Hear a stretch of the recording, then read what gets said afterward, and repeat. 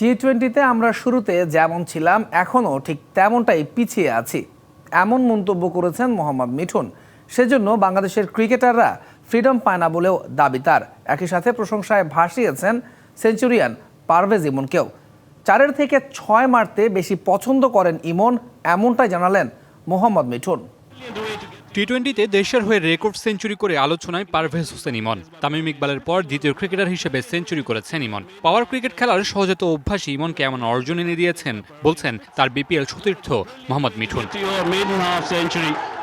ইমন 4 থেকে বেশি 6 মারতে পছন্দ করেন, সেই বার্তাটাও দিয়েছেন মিঠুন। আসলে টি-20 যে পাওয়ার ক্রিকেট বলে, আপনি বাংলাদেশি ব্যাটসম্যানদের যে ল্যাকিংসটা আছে পাওয়ার ক্রিকেট, ও পাওয়ার ক্রিকেটটা খেলতে পারে। ও যেভাবে খেলে, ও 20 ওভার খেলতে পারে, ওর 100 হওয়ার সম্ভাবনা বেশি, কারণ ও 4 থেকে 6 বেশি মারতে পছন্দ করে। বাংলাদেশের এমন সেঞ্চুরি দেখা মেলে কালে ভদ্রে। টি-20-তে শুরুর মতোই এখনও পিছিয়ে আছে বাংলাদেশ, এমনটাই মত মিঠুনের। তখন টি-20 শুরু হয়েছে, তখন আমরা পিছিয়ে ছিলাম, এখন আমরা পিছিয়ে আছি।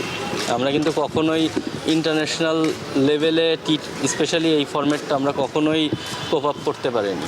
নগদ পেমেন্টে 500 টাকা পর্যন্ত ক্যাশব্যাক আর লেনদেনে প্রতিদিন ডিপ ফ্রিজ এবং ঘন্টায় ঘন্টায় এসি টিভি সহ দারুণ সব গিফট। শুধু তাই নয়, বাংলাদেশের ক্রিকেটের কালচার নিয়েও সমালোচনা করেন মিঠুন। ক্রিকেটাররা ফ্রিডম নিয়ে খেলতে পারে না বলছেন এই ক্রিকেটার। আমরা কালচার ওয়াইজও যেই কালচারে আমরা বড় হয়েছি বা যেই কালচারে আমরা ক্রিকেট খেলি, প্লেয়ারদেরও ওই ফ্রিডমটা থাকে না। টি-20 খেলতে হলে আপনার মাস্ট ফ্রিডম থাকতে হবে।